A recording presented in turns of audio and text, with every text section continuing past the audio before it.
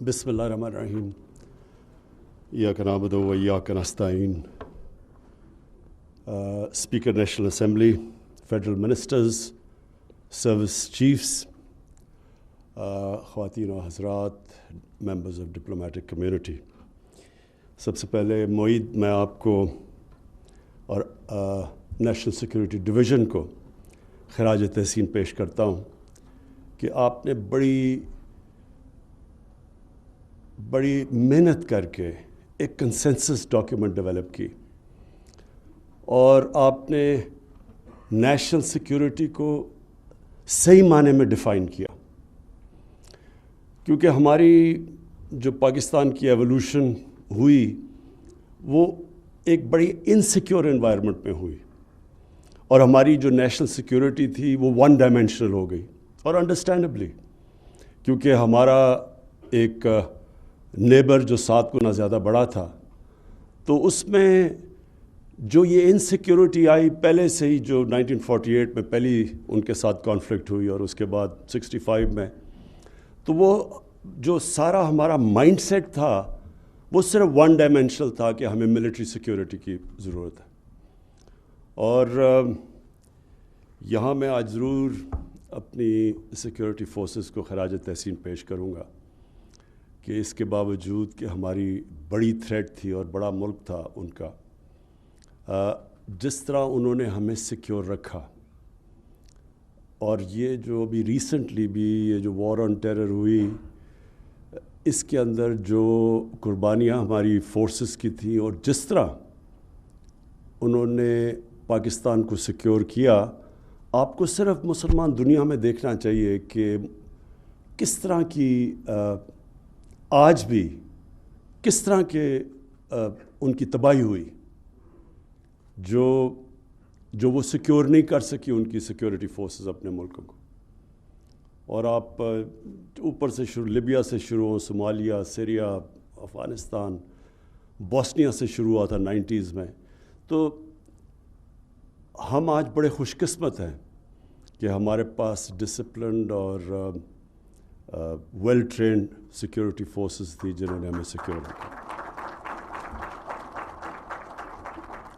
लेकिन आज मोईद आपने जो मेहनत की, सारी कौम का कंसेंसस बना के एक कौम का आपने किबला दुरुस्त किया, डायरेक्शन दी है कि सिक्योरिटी की बड़ी डायमेंशंस हैं।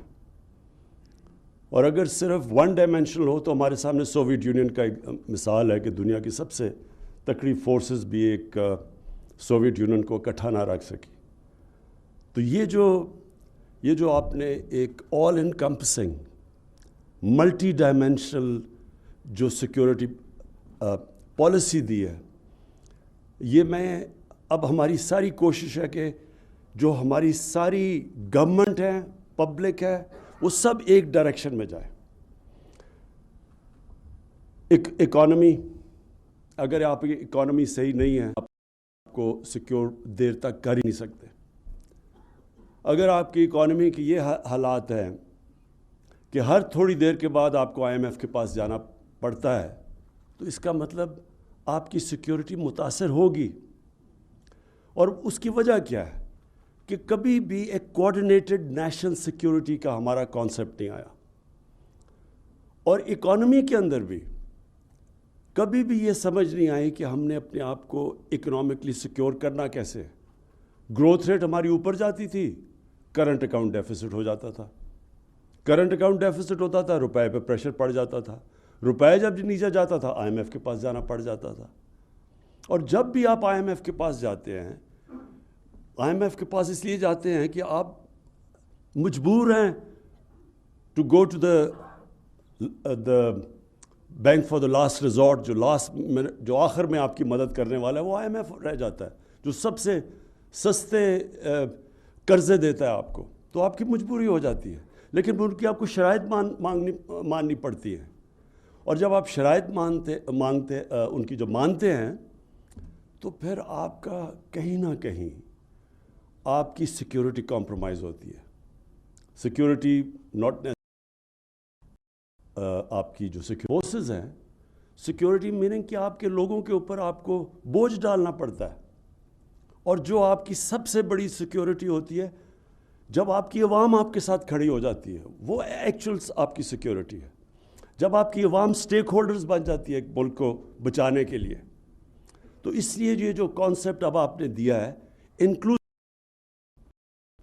کہ ہم جب تک ایک قوم بحیثیت قوم ڈیولپ نہیں ہوں گے، ہم اگر ایک ہی سیکشن ڈیولپ ہو جائے گا یا کانسیپٹ امیر ہو جائے اور عام لوگوں کی زندگیوں میں فرق نہ پڑے، وہ قوم ہمیشہ انسیکیور رہے گی.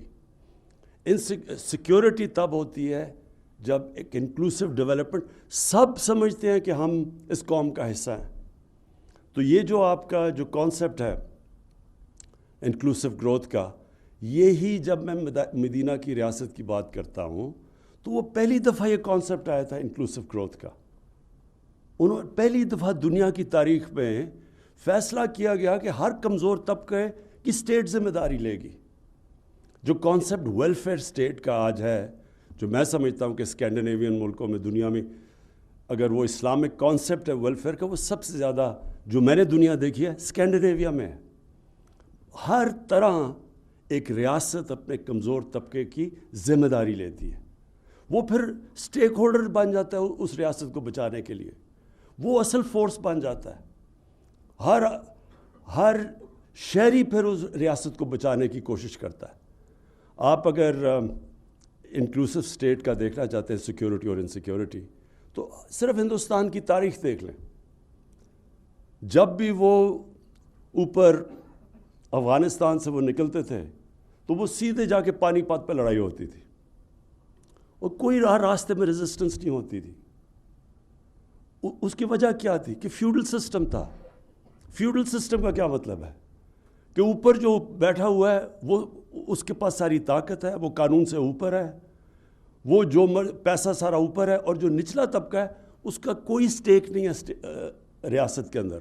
تو وہ جو مرضی اوپر آ جائے اس کو فرق ہی نہیں پڑتا تھا اس کی زندگی کو. لیکن جب یہ جو سارا قبائلی علاقہ افغانستان، یہ کیوں فرق تھا؟ کیونکہ ان کا ایک ڈیموکریٹک کلچر تھا. ان کی جو جرگہ سسٹم تھا وہ ایک ڈیموکریسی بھی تھی، اور وہ پھر وہ انصاف بھی دیتی تھی لوگوں کو. تو وہ پھر اپنی آزادی کو ویلیو کرتے تھے، وہ پھر ریزسٹ کرتے تھے کسی کو جو ان کی آزادی لے. لیکن جب آپ کی آزادی نہیں ہے تو جو مرضی اوپر آ جائے. تو جو انکلوسیو گروتھ پاکستان میں کانسیپٹ ہم لے کے آئے ہیں ریاست مدینہ کا، مقصد یہ ہے کہ ہم اپنے سب سے پہلے لوگوں کو جو سب سے ونربل طبقہ ہے اس کو اس کی زندگی کو سیکیور کریں. اور مجھے سب سے زیادہ خوشی ہوئی کہ میں نے فائنلی کنونس کر لیا جتنے صوبے ہمارے نیچے تھے کہ ہم ہر خاندان کو سیکیور کریں ہیلتھ انشورنس دے کے. یونیورسل ہیلتھ انشورنس آج یہ ڈیولپڈ ممالک کے اندر بھی یونیورسل ہیلتھ انشورنس نہیں دیتے. اگر وہ انشور اپنے آپ کرتے ہیں تو پریمیم دیتے ہیں. یہاں ہم نے اتنی بڑا قدم اٹھایا ہے کہ ہر خاندان کو ہم نے ہیلتھ انشورنس دے دی 10 لاکھ کی اپنے صوبوں کے اندر جدھر ہماری گورنمنٹس ہے. بلکہ سوائے سندھ کے سارے صوبوں کے اندر اس وقت ہیلتھ انشورنس کا سلسلہ چل چکا ہے، اور انشاءاللہ مارچ تک ہر خاندان کے پاس ہیلتھ انشورنس ہوگی.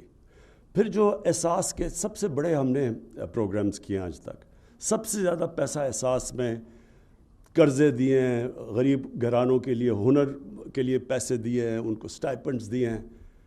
اب یہ جو احساس راشن ہے یہ دیا ہے. اب یہ جو گھروں کا پہلی دفعہ پاکستان خادار طبقہ ہے، جو نچلا طبقہ ہے، وہ اپنا گھر لے سکتا ہے، خرید سکتا ہے. جتنا وہ کرایہ دیتا ہے وہ قسطیں دے کے. اب وہ کانسیپٹ پہلی دفعہ پاکستان میں شروع کر دیا ہم نے. بڑی مشکل سے سارا اس کو اس طرف لے کے آئے ہیں. یعنی جو بینکنگ سسٹم تھا وہ قرضے نہیں دیتا تھا عام لوگوں کو، تنخواہ دار کو. ہمارے میں پاکستان میں 0.2% مورگیج فائنینسنگ تھی. انڈیا کے اندر بھی 10% ہے. یورپ امریکہ میں 80% سے اوپر ہے. ملیشیا میں 30% ہے. پاکستان میں 0.2% تھی. یعنی کیش ہے تو گھر بناؤ.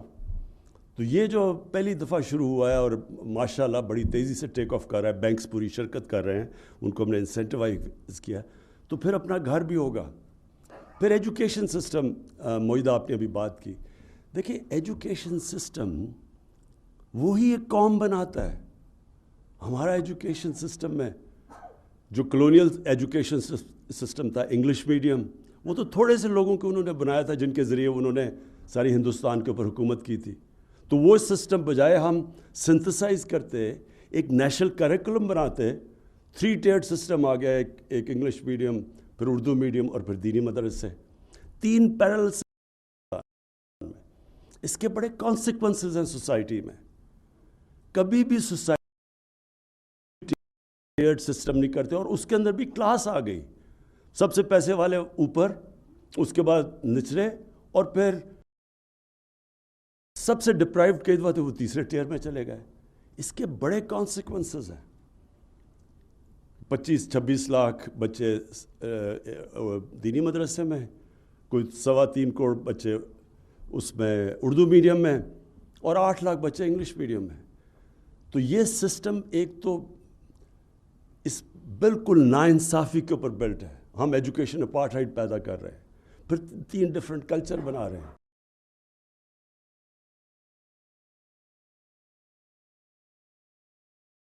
ایک نیشنل کریکولم کلاس 5 تب لے کے آئے ہیں کہ کور سلیبس، کور کریکولم سب کے لیے ایک ہی ہے کلاس 5 تک، اور اس کے بعد انشاءاللہ اوپر لے کے جائیں گے.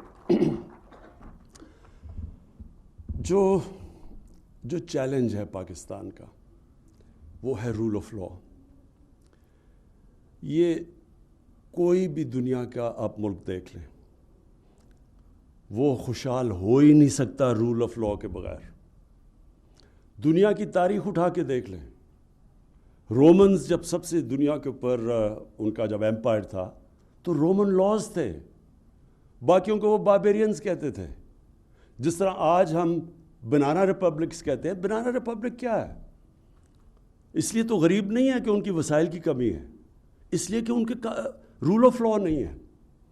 یہ جو رول آف لا ہے، یہ اس کا اگر فرق آپ نے دیکھنا چاہیے نا، کہ ایک خوشحال معاشرہ اور ایک معاشرے میں غربت ہے، وہ ایک ہی چیز ہوگی کہ ایک میں رول آف لا نہیں ہوگا.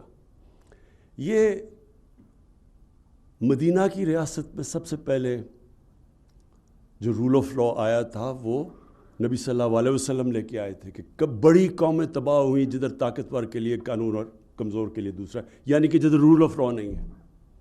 اور میری بیٹی بھی اگر جرم کرتی ہے تو سزا ملے گی، کوئی قانون سے اوپر نہیں ہے. یہ کانسیپٹس ہیں. آج آپ کسی بھی پراسپرس معاشرے میں چلے جائیں. سوئٹزرلینڈ ہے، سوئٹزرلینڈ کو کمپیئر کریں اپنے ناردرن ایریاز سے. میں سوئٹزرلینڈ سارا دیکھا ہوا ہے، آسٹریا دیکھا ہوا ہے، کوئی مقابلہ ہی نہیں کر سکتا ہمارے ناردرن ایریاز کا. دگنا سائز ہے ہمارا ناردرن ایریاز کا سوئٹزرلینڈ سے. ان کی صرف ٹورزم سے کوئی $60 ارب ان کی انکم ہے. ہمارا سارا ناردرن ایریا پڑا ہے، ہم نے کبھی اس کو ٹیپ ہی نہیں کیا. کیا وجہ ہے سوئٹزرلینڈ آگے نکل گیا؟ آپ اگر ایک چیز دیکھیں گے وہاں رول آف لا، کوئی قانون سے اوپر نہیں ہے، ادارے مضبوط ہیں. کچھ صرف ٹورزم اور دودھ اور مکھن وغیرہ سے وہ کہاں سے کہاں پہنچ گئے، اور ٹیکنالوجی سے، تعلیم سے. ہمارا اس وقت سٹرگل یہ ہے کہ ہمارے رول آف لا آہستہ آہستہ ایروڈ ہوتا گیا، اور رول آف لا نہ ہونے کی وجہ سے ہمارے کارٹلز بن گئے. اور میں آپ کو یہ مثال دیتا ہوں کہ کارٹلز کا کیا سچویشن ہے. ہر ملک میں ریگولیٹرز ہوتے ہیں. ریگولیٹرز کا کام ہوتا ہے کہ پبلک کے انٹرسٹ کو پروٹیکٹ کرنا. جو بھی ریگولیٹر ہوتا ہے وہ مثلا کمپٹیشن کمیشن ہے، اس کا کام ہے مونوپلیز کو روکنا اور آرٹیفیشلی جو ہورڈنگ کر کے قیمتیں اوپر بڑھا دیتے ہیں، عوام کا انٹرسٹ پروٹیکٹ کرنا. جس طرح SCCP ہے، جس طرح اسٹیٹ بینک ہے، یہ سب ریگولیٹرز ہیں. میں نے ریگولیٹرز کی میٹنگ بلائی. میں نے ان کو کہا کہ جو جس طرح کا آپ کا کام ہونا چاہیے وہ نہیں ہو رہا، آپ پبلک کا انٹرسٹ نہیں پروٹیکٹ کر رہے. انہوں نے مجھے جو جواب دیا وہ آپ سمجھیں کہ رول آف لا کی کتنی ضرورت ہوتی ہے ملک کو. انہوں نے کہا ہمارے پاس ہمارے اوپر 900 کیسز ہیں، 900 اسٹے آرڈرز ہیں. یعنی اسٹے آرڈر کیا ہے کہ ریگولیٹر کو اپنا کام کرنے سے روک دیا کارٹیلز نے. اور کتنا پیسہ عوام کا جو وہ اسٹے آرڈرز کی وجہ سے رکا ہوا ہے, 250 ارب روپیہ. اور اسٹے آرڈر لیے ہوئے ہیں کیونکہ طاقتور ہیں. تو یہ سب سے بڑی اسٹرگل ہے ہمارا اور وہ اسٹرگل کی طرف ہم نکل چکے ہیں. کبھی بھی اس طرح طاقتور کو اس معاشرے نے کوشش نہیں کی قانون کے نیچے لانے کی. اور یہ آپ کی یہ جو اسٹرگل ہے یہ ہے battle for soul of Pakistan. اور یہ بھی نیشنل سیکیورٹی پر ریفلیکٹ کرتی ہے کہ اس میں بہت زیادہ چیزیں آ جاتی ہیں. کانٹریکٹ انفورسمنٹ ہوگا تو انویسٹمنٹ آئے گی. فورن انویسٹمنٹ کی جو سب سے بڑا امپیڈمنٹ ہے کہ ان کو ڈر ہوتا ہے کہ جب وہ جا کے کہتے ہیں جی ہمیں باہر انٹرنیشنل آربیٹریشن چاہیے, کیونکہ وہ پاکستان کی جسٹس سسٹم کو کہتے ہیں کہ جی ہم اس کو ٹرسٹ نہیں کرتے. یہ بہت بڑی رکاوٹ ہے ہماری ملک کی گروتھ میں, اکانومی میں. 22 کروڑ کی عوام ہے اس وقت. ہمارا جو مارکیٹ ہے پاکستان میں اور ینگ پاپولیشن ہے, یا تو ہر دنیا کی بڑی کمپنی کو آنا چاہیے. سو جو نیشنل سیکیورٹی کی آپ نے بات کی, یہ ایک ملٹی ڈائمینشنل اس لیے ہے کہ سب کو ایک ہی طرف اب جانا ہے. اب میں ایکسپورٹس کی بات کرتا ہوں. پاکستان کی ایکسپورٹس پچھلے 5 سال جو ہمارے آنے سے پہلے وہ اسٹیگنیٹ کر گئی. اب اگر آپ کی ایکسپورٹس ہی نہیں بڑھ رہی, ملک میں ویلتھ کریشن کیسے ہو سکتی ہے, ترقی کیسے کر سکتا ہے؟ کہ جب آپ باہر سے چیزیں زیادہ خرید رہے ہیں اور بیچ کم رہے ہیں تو کوئی ملک بھی آگے نہیں جا سکتا. تو پھر جب ہم نے اسٹڈی کیا تو ریئلائز کیا کہ ہمارے تو جو ساری گورنمنٹ ڈپارٹمنٹس ہیں ان کا تو کوئی کنیکشن ہی نہیں ہے کہ ملک کی ضرورت ہے ایکسپورٹس بڑھانی, اور وہاں امپیڈمنٹس ہیں, رکاوٹیں ڈالی ہوئی ہیں ایکسپورٹرز کے راستے میں. اور رکاوٹیں نہیں, جو فورن انویسٹر آئے اس کے راستے میں رکاوٹیں ڈالی ہوئی ہیں. کہ جب تک اور اب ہم کیا کر رہے ہیں, ہم نے پورا اب ساری ڈپارٹمنٹس کو الائن کر رہے ہیں کی طرف کہ کس طرح ہمارے ملک میں ڈالرز آ سکتے ہیں. وہ کون سی انڈسٹری ہے جو کہ امپورٹ سبسٹیٹیوشن کر سکتی ہے. کس طرح ہم نے چائنا سے کون سی انڈسٹری کو ریلوکیٹ کروانا ہے پاکستان میں. ہم نے ایگریکلچر میں کیا کرنا ہے, کیا وجہ کہ ہم اتنا بڑا بل ہے ہمارا پام آئل امپورٹس کا, کیوں سارا ہمارا پاس کوسٹ پڑا ہوا ہے, سمندر پڑا ہوا ہے جدھر مال ہو سکتا ہے. یعنی یہ کبھی بھی چیزیں نہیں ہم نے سوچی کہ ہم کس طرح اپنے ملک میں اپنی ایکسپورٹس اور اپنی یہ جو کرنٹ اکاؤنٹ کا جو باٹل نیک آتا ہے اس کو کیسے دور کر سکتے ہیں. آئی ٹی ایکسپورٹس صرف تھوڑے سے انسینٹیوز دیے اور آئی ٹی ایکسپورٹس 70% بڑھ گئی ہیں اور سب سے تیزی سے بڑھ رہی ہیں, اور سب سے جو فیوچر ہے وہ ٹیکنالوجی میں. کہنے کا مقصد یہ ہے کہ ہم نے جو یہ نیشنل سیکیورٹی پالیسی لے کے آئے ہیں یہ آل انکمپسنگ ہے. اس میں چیلنجز بھی آگے کیا ہیں. پانی کا بڑا چیلنج ہے.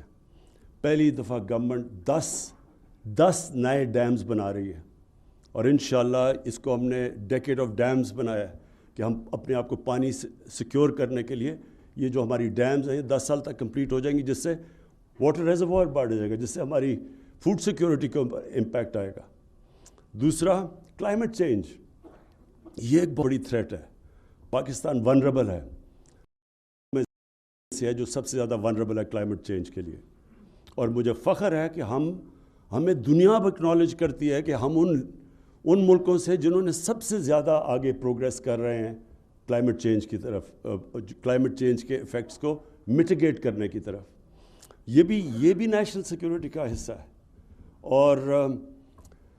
اور فائنلی جو ہماری ڈیولپمنٹ کی جب انکلوسیو کی ہم بات کرتے ہیں تو ہم ایک تو یہ کرتے ہیں کہ ہمارا جو نچلا طبقہ ہے اس کو ہم نے اوپر اٹھانا ہے اور اس کی پوری کوشش ہے. لیکن ساتھ ساتھ جو ہمارے علاقے پیچھے رہ گئے ہیں, بلوچستان پیچھے رہ گیا, ہماری نیشنل سیکیورٹی کے لیے یہ بھی بہت ضروری ہے کہ بلوچستان کی ہم ڈیولپمنٹ کے اوپر ایکسٹرا توجہ دیں جو ہم نے نہیں دی. ہمارا جو مرج ڈسٹرکٹس ہیں, فارمر قبائلی علاقہ ہے, اس کے اندر جو اکنامک انڈیکیٹرز ہیں, جو ہیومن ڈیولپمنٹ ہے, وہ بہت پیچھے رہ گئی ہے. یہ بھی بڑا امپورٹنٹ ہے کہ ان کو ہم اسپیشل پوری کوشش کریں کہ ان کو اوپر لے کے آئیں. جس طرح ایسٹ جرمنی پیچھے رہ گیا تھا جب یونیفیکیشن ہوئی, تو ایکسٹرا پیسہ خرچ کیا گیا اس جرمنی کے اوپر کہ ان کو ان کی اسٹینڈرڈ آف لیونگ اوپر لے کے آئیں. تو اس لیے اور اس طرح گلگت بلتستان اس کا ایک لمبو میں تھا, ان کا سٹیٹس ہی وہاں بڑی ڈسکنٹینٹ پیدا ہو رہی تھی, تو اس کا ہم نے پروونشل سٹیٹس کیا تاکہ وہ بھی ایک اپنے آپ کو فیل کریں کہ ہم بھی پاکستان کا حصہ ہیں. سو ہم جو ڈیولپمنٹ کی انکلوسیوٹی کی بات کر رہے ہیں وہ صرف نچلے طبقے کو اوپر نہیں لانا, بلکہ وہ علاقے جو پیچھے رہ گئے ان کو بھی ہم نے ساتھ ڈیولپ کرنا اور ان کے اوپر پوری توجہ دینی ہے. میں آخر میں پھر معید آپ کو اور آپ کی نیشنل سیکورٹی ڈویژن کو خاص طور پہ خراج تحسین پیش کرتا ہوں کہ آپ نے بڑی محنت کی اور ایک ایسی ڈاکیومنٹ پروڈیوس کی ہے اور نیشنل کنسنسس ڈیولپ کر کے جو ساروں کو اب اورینٹیٹ کر رہی ہے آل انکمپسنگ نیشنل سیکورٹی کی طرف. شکریہ.